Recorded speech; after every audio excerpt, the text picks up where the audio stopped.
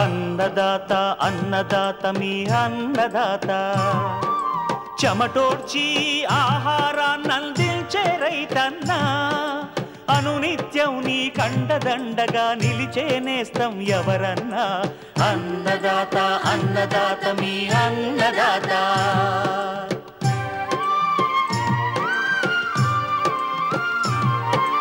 నూతన రీతుల సాగుబడికి నూరింతలు పెరిగే దిగుబడికి సూచనలిచ్చే సస్య రక్షణకు పశు పోషణకి శాస్త్ర విజ్ఞానం అందించి ముందుకు నడిపే తెలుగు రైతు భారతదేశానికి మకుటం అయ్యేలా తీర్చిదిద్దే ఆశయంతో మిమ్ము మేలు కొలిపేది అన్నదాత అన్నదాత అన్నదాత మీ అన్నదాత అన్నదాత అన్నదాత మీ అన్నదాత. అన్నదాత ప్రేక్షకులకు నమస్కారం. ఈనాటి ముఖ్యాంశాలు: మాగి రబీ జొన్న సాగులో మెలకువలు, బంతిపూల సాగులో యాజమాన్య పద్ధతులు, క్యాబేజీ సాగులో అధిక దిగుబడికి మెలకువలు,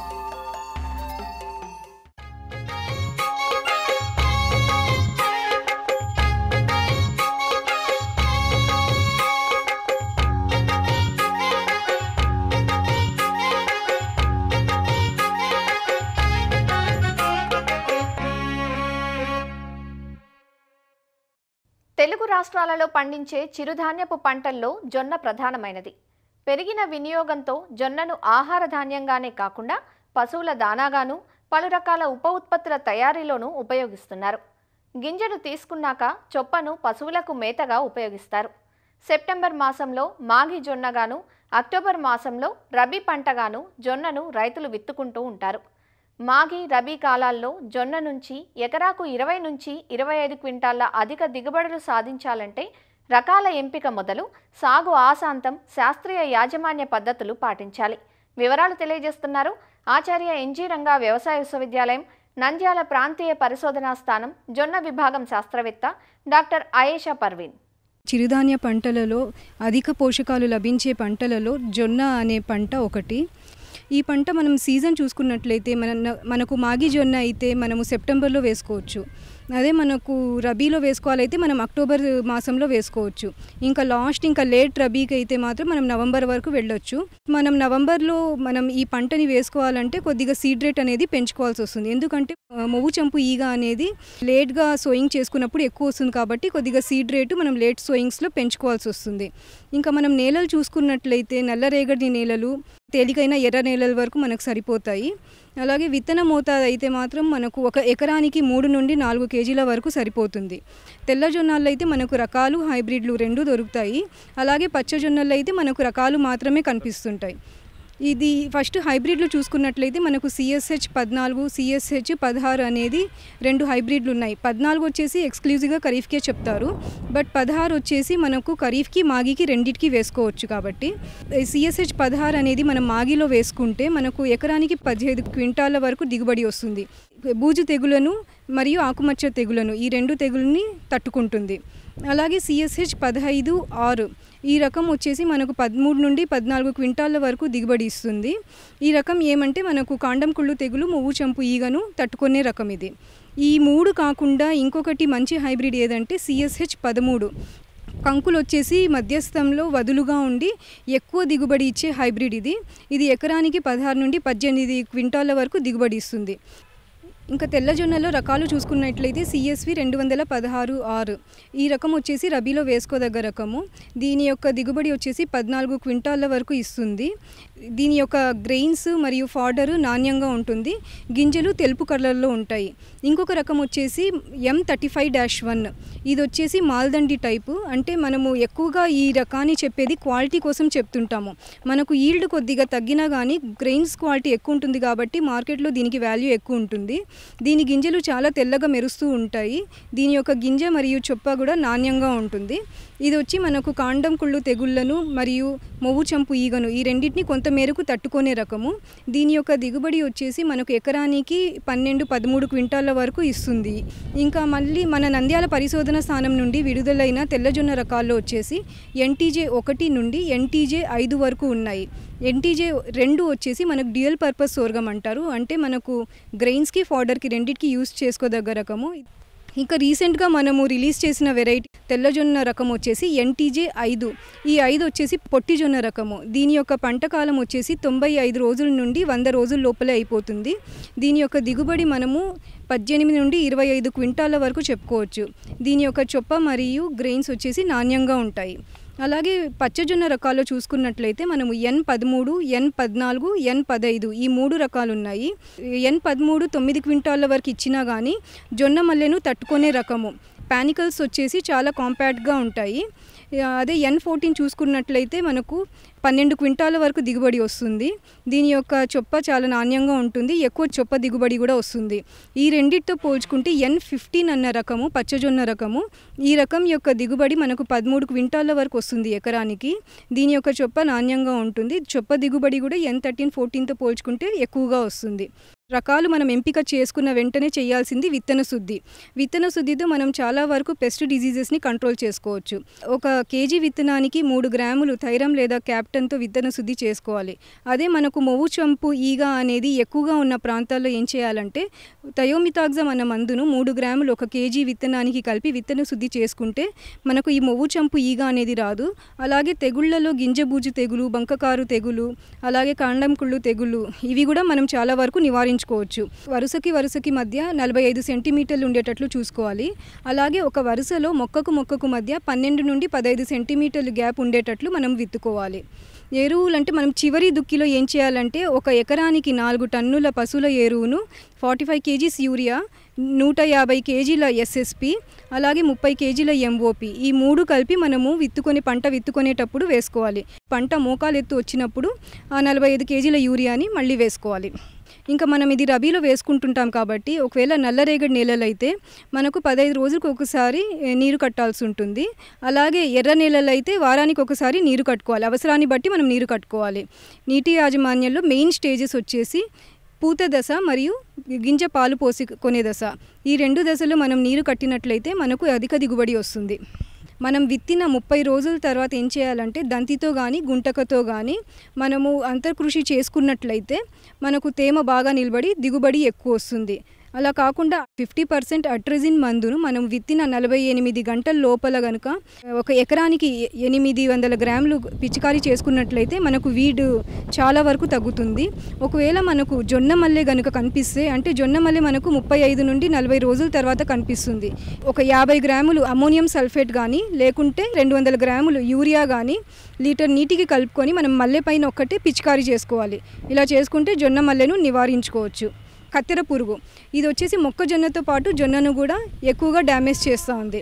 పంట విత్తిన 30 రోజుల లోపల ఏం చేయాలంటే అజాడిరెక్టిన్ 1500 ppm అనే మందును లేకుంటే వేపగింజల కషాయము 1 లీటర్ నీటికి 5 ml వేసుకొని పిచికారీ చేసుకున్నట్లయితే ఫస్ట్ స్టేజెస్లోనే మనం కంట్రోల్ చేసుకోవచ్చు.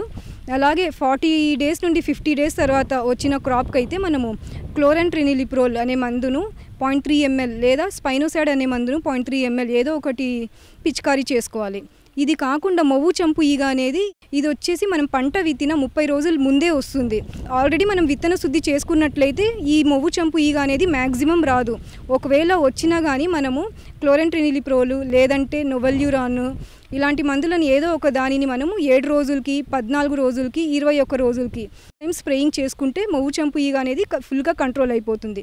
30 డేస్ తర్వాత మనకు వచ్చేది కాండం తొలుచు పురుగు. దీన్ని స్టెమ్ బోరర్ అంటారు. దీని యొక్క సిమ్టమ్ ఎలా ఉంటుందంటే ఆకుల మీద గుండ్రంగా వరుసగా రంధ్రాలు కనిపిస్తాయి. క్లోరెంట్రినిలిప్రోల్ అనే మందును 0.3 ml 1 లీటర్కి వేసుకొని పిచికారీ చేసుకోవాలి. ఈ మధ్యకాలంలో ఎక్కువగా మనకు దిగుబడి తగ్గించే మెయిన్ పెస్ట్ వచ్చేసి మిడత, కంకి మిడత అంటారు, అంటే మిడ్జ్ అంటారు దీన్ని. ఇది మ్యాక్సిమము ఫ్లవరింగ్ స్టేజ్లో కనిపిస్తుంది. ఫ్లవరింగ్ స్టేజ్ అప్పుడు మనం స్ప్రేయింగ్ చేసుకోవాలి. పాలు పోసుకునే దశలు ఈ పిల్ల పురుగులు పెద్ద పురుగులు ఏం చేస్తాయంటే గింజలో ఉన్న రసం పీల్చుకొనేసి మనకు ఆ గింజలు అనేది నొక్కలుగా మారిపోతాయి. అలా మారినప్పుడు మన గింజ దిగుబడి తగ్గిపోతుంది. సైపర్మెథ్రిన్ అనే మందును మనము స్ప్రేయింగ్ చేసుకుంటే 0.5 ml 1 లీటర్ నీటికి వేసుకొని ఒక 2 టైమ్స్ స్ప్రేయింగ్ చేసుకుంటే మనకు ఈ మిడత ప్రాబ్లమ్ని మనము నివారించుకోవచ్చు. తెగుళ్ళు వచ్చేసి దీంట్లో గింజ బూజు తెగులు. మనం విత్తన శుద్ధి చేసుకుంటే మ్యాక్సిమం ఇది రాదు. ఒకవేళ వచ్చినా కానీ మనం ప్రొపికోనోజల్ అనే మందును 0.5 ml 1 లీటర్ నీటికి వేసుకొని పిచికారీ చేసుకోవాలి. ఎప్పుడు చేయాలంటే గింజ ఏర్పడే దశలో మరియు గింజ గట్టిపడే దశలో ఒక 2 సార్లు మనం స్ప్రేయింగ్ చేసుకుంటే ఈ గింజ బూజు తెగులు అనేది రాదు. పంట కోత అంటే ఇంకా మనకు కంకిలో కింద భాగంలో ఉన్న గింజలు ఆకుపచ్చ రంగులో నుండి తెలుపు రంగులో మారాలి. అలాగే లోపల పాలుండేది మనకు పిండిలాగా మారిన తర్వాత మనం పంట కోతకు సిద్ధంగా ఉందనేసి చెప్పుకోవచ్చు. ఈ యాజమాన్య పద్ధతులతో పాటు రకాల ఎంపిక కూడా మనం కరెక్ట్గా చేసుకున్నట్లయితే ఖచ్చితంగా జొన్న పంటలో మనకు అధిక దిగుబడిని సాధించుకోవచ్చు.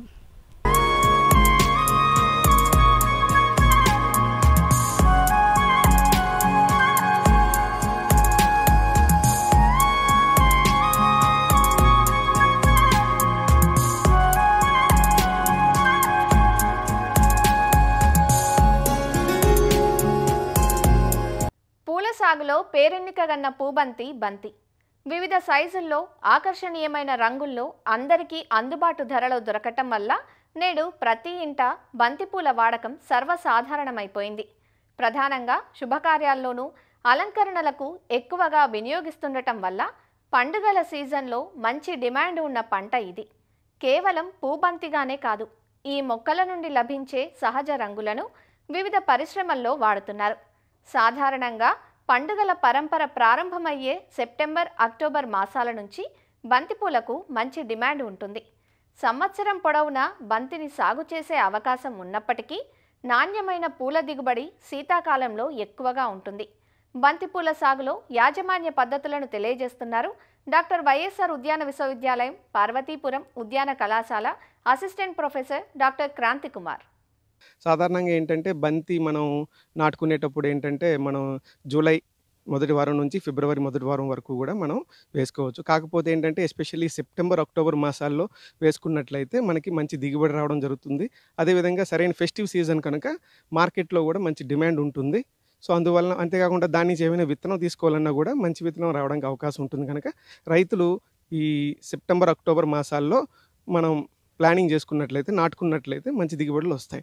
మరి సాధారణంగా ఇది ఏంటంటే బంతి అన్ని రకాల నెలల్లో కూడా పెరుగుతుంది. కాకపోతే విషయం ఏంటంటే మరుగునీరు అనేది నిల్వ ఉండకూడదు. ఎస్పెషల్లీ డ్రైనేజ్ వ్యవస్థ బాగుండాలి. కూడా 7 నుంచి 7.5 ఉదజన సూచిక ఉన్నటువంటి నేలల్లో బాగా ఇది రావడానికి అవకాశం ఉంటుంది. బంతిలో ఆఫ్రికన్ జాతి రకాలు, ఫ్రెంచ్ జాతి రకాలు ఉంటాయి. కాకపోతే మార్కెట్లో మాత్రం ఎక్కువగా రైతులు కూడా ఆఫ్రికన్ జాతి రకాలను ఎక్కువగా పెంచుకుంటారు. పబ్లిక్ సెక్టర్ వెరైటీలో అయితే మనకి ఐఏహెచ్ఆర్ బెంగళూరు వారి నుంచి ఉండే అర్కా బాను, అర్కా అబి, అర్కా సుబా రకాలు ఉంటాయి. అదే మనకి ఐఏఆర్ఐ ఢిల్లీ వాళ్ళు అయితే పూసా నారంగ్, పూసా బాసంతి రకాలు ఉంటాయి. వీటితో పాటుగా ప్రైవే రకాలు కూడా మంచి దిగుబడిని ఇవ్వడం జరుగుతుంది. సరే, విత్తన మోతాదు చూసుకున్నట్లయితే ఎకరానికి సుమారుగా 600 నుంచి 800 గ్రాముల వరకు అవసరం ఉంటుంది. కాకపోతే ఏంటంటే రైతులు ఈ చేసుకునేటప్పుడు కంపల్సరీగా నారుమడిలో మేలైన యాజమాన్య పద్ధతులను అవలంబించడం ద్వారా మంచి మొక్కలను ఉత్పత్తి చేసుకోవచ్చు. ఇది నాటేటప్పుడు కంపల్సరీగా 25 రోజులు వయసు ఉండి 3 నుంచి 4 ఆకులు వచ్చినటువంటి మొక్కలను తీసేసుకోవాలి. ఈ మొక్కలు నాటుకునేటప్పుడు రైతులు ముందుగా నేలని బాగా కలిగి దున్నుకోవాలి. దున్నిన తర్వాత చివరి దుక్కులో 20 టన్నుల పశువుల ఎరువును, దాంతోపాటుగా 40 నుంచి 80 కేజీల యూరియాను, 500 కేజీల సింగిల్ సూపర్ ఫాస్ఫేట్ను, 130 కేజీల మ్యూరేట్ ఆఫ్ పొటాషియం వేసుకొని బాగా కలిగి దున్నాలి.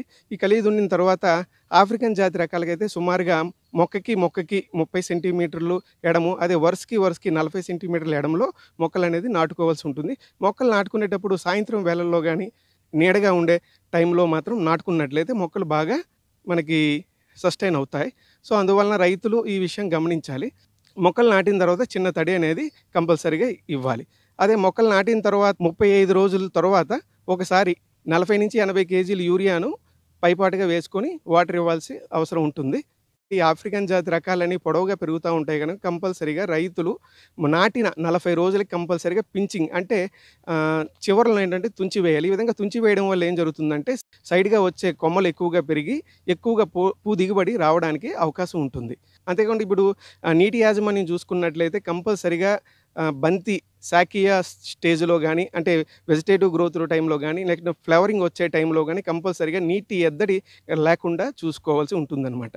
అదేవిధంగా ఇందులో రైతులు ముఖ్యంగా ఎక్కువగా ఫేస్ చేస్తున్నటువంటి తామర పురుగులు, అంతేకాకుండా పిండి నల్లి సాధారణంగా ఆశిస్తూ ఉంటాయి. అది పిండి నల్లి ఆశించిన దానికి ఏం చేసుకోవాలంటే 2 మిల్లీలీటర్ల ప్రొఫెనోఫాస్ను లీటర్ నీటికి కలిపి పిచికారీ చేసుకున్నట్లయితే దీన్ని కంట్రోల్ చేసుకోవడానికి అవకాశం ఉంటుంది.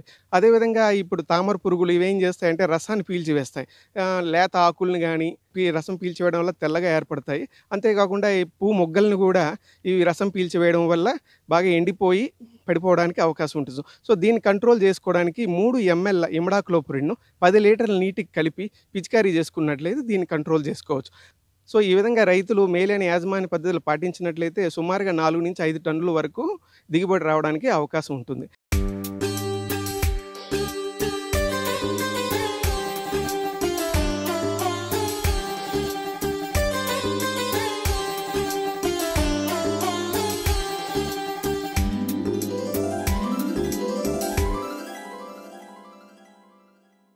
శీతాకాలంలో మంచి దిగుబడినిచ్చే కూరగాయ పంటలు క్యాబేజీ, క్యాలీఫ్లవర్లు.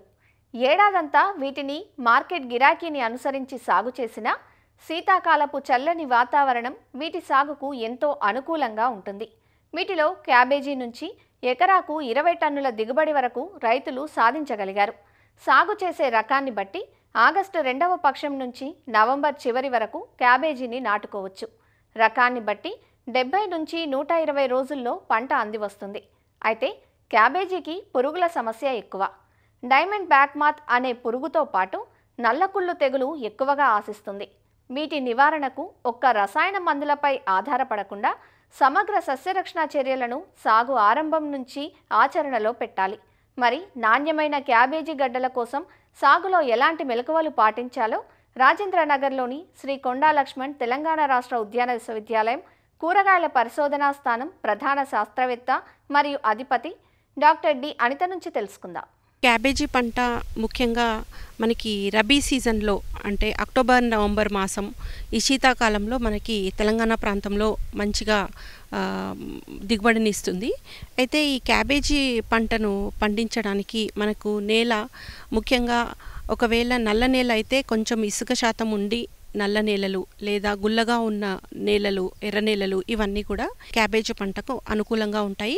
ఇకపోతే ఉదజన సూచిక విషయానికి వస్తే 5.5 నుంచి 6.5 వరకు ఇది తట్టుకుంటుంది. విత్తన మోతాదు మనకి సూటి రకాలైతేనేమో ఒక 300 గ్రాముల విత్తనము మన ఎకరా పొలానికి సరిపోతుంది. అదే హైబ్రిడ్ రకాలు అంటే సంకరజాతి రకాలు అయితేనేమో ఒక 150 గ్రాముల వరకు పట్టొచ్చు. ఇకపోతే క్యాబేజీలో స్వల్పకాలిక రకాలు ఉంటాయి. అంటే దాదాపు ఒక 60 నుంచి 80 రోజుల్లో పండించే రకాలు, తర్వాత మధ్యస్థ రకాలు అంటే 80 నుంచి 90 రోజుల వరకు మనం పండించుకోవచ్చు. ఇక దీర్ఘకాలిక రకాలు అయితేనేమో 100 నుంచి 120 రోజుల వరకు పడుతుంది. స్వల్పకాలిక రకాలు అయితే ముఖ్యంగా మనకి జూలై లాస్ట్ వారం నుంచి దాదాపు సెప్టెంబర్ వరకు మనం వేసుకోవచ్చు. ఇక దీర్ఘకాలిక రకాలు అయితే మనం ఎక్కువగా రబీ సీజన్లో అంటే అక్టోబర్ మాసంలో వేసుకొని దాదాపు మనకి ఫిబ్రవరి ఎండింగ్ వరకు కూడా మనం పంట తీసుకోవచ్చు. ఈ రకాలు అనేవి ముఖ్యంగా ఈ స్టేట్ అగ్రికల్చర్ యూనివర్సిటీస్ తర్వాత ICR సంస్థల ద్వారా వచ్చిన రకాలు ఉంటాయి. స్వల్పకాలిక రకంలో అర్లీ డ్రమ్ హెడ్ అనే రకము, ఇక మధ్యస్థ రకంలో అయితే పూసా డ్రమ్ హెడ్ అనేది, ఇక దీర్ఘకాలిక అయితే లేట్ డ్రమ్ హెడ్ అనేది ఈ రకాలు మామూలుగా లభిస్తూ ఉంటాయి. ఇకపోతే మన ప్రాంతంలో తెలంగాణలో ఎక్కువగా మనకి ఇందు అనే హైబ్రిడ్ని తెలంగాణ ప్రాంతంలో రంగారెడ్డి మరియు మిగతా జిల్లాల్లో ఎక్కువగా పండిస్తూ ఉంటారు. అయితే మనకి మహికో కానీ ఇండో అమెరికన్ కానీ నార్త్ సీడ్స్ వారి రకాలు ఎన్నో రకాలు మనకు మార్కెట్లో లభిస్తున్నాయి. అవి అన్నీ కూడా మంచి దిగుబడినిచ్చే అవకాశం ఉంది. ఇకపోతే నారుమడి విషయానికి వస్తే మనము ఎత్తైన నారుమడి వేసుకోవాలి. 4 మీటర్ల పొడవు 1 మీటర్ వెడల్పు తర్వాత 15 సెంటీమీటర్ల ఎత్తుగల నారుమడిని తయారు చేసుకొని నీరు నిలవకుండా ఉన్నట్టయితే మంచి నారుమడి వస్తుంది. అయితే మామూలుగా మార్కెట్లో లభించే క్యాబేజీ విత్తనం అంతా కూడా మనకి సీడ్ ట్రీట్మెంట్ అయి వస్తుంది. ఇకపోతే ఈ క్యాబేజీలో మనకి నల్ల కుళ్ళు తర్వాత ఈ డాంపింగ్ ఆఫ్ అంటే నారు కుళ్ళు ఎక్కువగా వస్తాయి కాబట్టి మనము నారుమడిలో ట్రైకోడర్మా విరిడి వేసుకోవడము లేదా ఒక 10 రోజుల తర్వాత ఈ మ్యాంకోజెబ్ 2.5 గ్రాములు లీటర్ నీటికి లేదా కార్బండిజిమ్ అనేది 1 గ్రాము లీటర్ నీటికి కలిపి మనం పిచికారీ చేసుకున్నట్టయితే మనకి ఆరోగ్యవంతమైన నారుని మనము పెంచుకోవచ్చు. ఈ మధ్య కాలంలో ఈ ప్రోట్రేల ద్వారా కూడా మనము ఈ నారుమడిని తయారు చేసుకొని ప్రధాన పొలంలో నాటుకోవచ్చు. ఈ ప్రోట్రేల ద్వారా మనకి విత్తనం ఎక్కువగా వేస్ట్ అవ్వదు. వేసిన ప్రతి ఒక్క గింజ కూడా మొలిసి మంచి సీడ్లింగ్ అంటే మంచి మొక్కగా మంచి నారు వచ్చే అవకాశం ఉంటుంది. ఈ నారు పెరిగిన తర్వాత 25 రోజుల్లో మనకి నారు తయారవుతుంది. మనకి ప్రధాన పొలంలో ముఖ్యంగా మనకి స్వల్పకాలిక రకం అంటే షార్ట్ డ్యూరేషన్ వెరైటీస్ అయితే మనకి 45 × 45 సెంటీమీటర్ల చొప్పున వేసుకోవాలి. ఒకవేళ దీర్ఘకాలిక రకాలైతే 60 × 45 సెంటీమీటర్ల చొప్పున వేసుకున్నట్టయితే మనకి మంచి దిగుబడి వస్తుంది. ప్రధాన పొలాన్ని మనము ఒక 10 రోజుల ముందే మంచిగా లోతుగా దుక్కి చేసుకోవాలి. తర్వాత పశువుల ఎరువు అనేది దాదాపు 8 నుంచి 10 టన్నుల వరకు వేసుకోవచ్చు. అయితే ఇక ఎరువుల మోతాదు విషయానికి వస్తే మనకి ఒక్కొక్క ప్రాంతంలో ఒక్కొక్క ఎలిమెంట్ లోపము అలాంటివి ఉంటాయి కాబట్టి వారి మట్టి నమూనా పరీక్షలు చేసిన తర్వాత ఆ లోపాలని చూసుకొని ఎరువులను వాడుకుంటే మంచిది. ఇకపోతే ఈ మధ్యకాలంలో అందరూ కూడా ఈ డ్రిప్ పద్ధతి ఫర్టిగేషన్ ట్యాంక్ ఇవన్నీ పెట్టుకుంటున్నారు కాబట్టి మామూలుగా అయితే ఒక ఎకరానికి ఒక 24 కిలోల నత్రజని 3 దఫాల్లో వేసుకోవాలి. తర్వాత భాస్వరము పొటాషియం ఒక 32 కిలోలు ఎకరానికి చొప్పున వేసుకున్నట్టయితే మంచి దిగుబడి వస్తుంది. క్యాబేజీలో మనకి నారు నాటినప్పటి నుంచి కూడా 2-3 రకాల పురుగులు బాగా ఆశించి నష్టం కలుగజేస్తాయి. ఈ క్యాబేజ్లో మనకి డైమండ్ రెక్కల పురుగు అనేది నారుమడిలో కూడా ఉంటుంది, ప్రధాన పొలంలో కూడా చాలా ఎక్కువగా ఆశిస్తుంది. అయితే ఈ క్యాబేజీ పంటను వేసుకున్నప్పుడు మనం కొన్ని సమగ్ర సస్యరక్షణ చర్యలను పాటించినట్టయితే ఈ పురుగును కానీ కొన్ని రకాల తెగుళ్లను కూడా మనం నివారించుకోవచ్చు. అయితే పంట మనము ప్రధాన పొలంలో వేసుకున్న ముందే 2 వరుసలు ఆవ పంటను వేసుకున్నట్టయితే మనకి ఈ శత్రు పురుగులు అనేవి పోయి మిత్ర పురుగులు ఎక్కువగా వచ్చి మన క్యాబేజీ పంటను ఆశించే పురుగులను తినేస్తాయి. తద్వారా మనకి క్యాబేజీ పంటను సంరక్షించుకోవచ్చు. ఇకపోతే అక్కడక్కడ ఈ పంగ కర్రలు పెట్టుకోవడము, ఈ మార్కెట్లో ఈ లింగాకర్షక బుట్టలు అనేవి దొరుకుతాయి. వాటిని ఎకరాకి ఒక 5 నుంచి 6 చొప్పున మనం అమర్చుకున్నట్టయితే ఈ తల్లి రెక్కల పురుగులన్నీ కూడా దాంట్లోకి వచ్చి పడి చనిపోతాయి. ఇక దీని ఉధృతి కానీ ఎక్కువగా ఉన్నట్టయితే నివారణకి మనకి స్పైనోసైడ్ 0.3 మిల్లీలీటర్లు లీటర్ నీటికి లేదా క్లోరాంట్రనిప్రోల్ అనేది 0.2 మిల్లీలీటర్లు లీటర్ నీటికి లేదా నోవాల్యూరాన్ అనేది 1.5 మిల్లీలీటర్లు లీటర్ నీటికి కలిపి మనము ఒకటే రకమైన పురుగు మందుని కొట్టకుండా 2-3 రకాలుగా మార్చి వాడినట్టయితే ఈ డైమండ్ రెక్కల పురుగుని మనము నివారించుకోవచ్చు. ఇకపోతే చాలామంది రైతులు ఈ ఆర్గానిక్ అంటే సేంద్రియ పద్ధతిలో కూడా వ్యవసాయం చేస్తున్నారు. వాళ్ళు కెమికల్స్ యూజ్ చేయకూడదు అన్నప్పుడు మనకి మార్కెట్లో ఈ బ్యాసిల్లస్ థ్యూరింజెన్సిస్ బీటీ ద్రావణము లభిస్తుంది.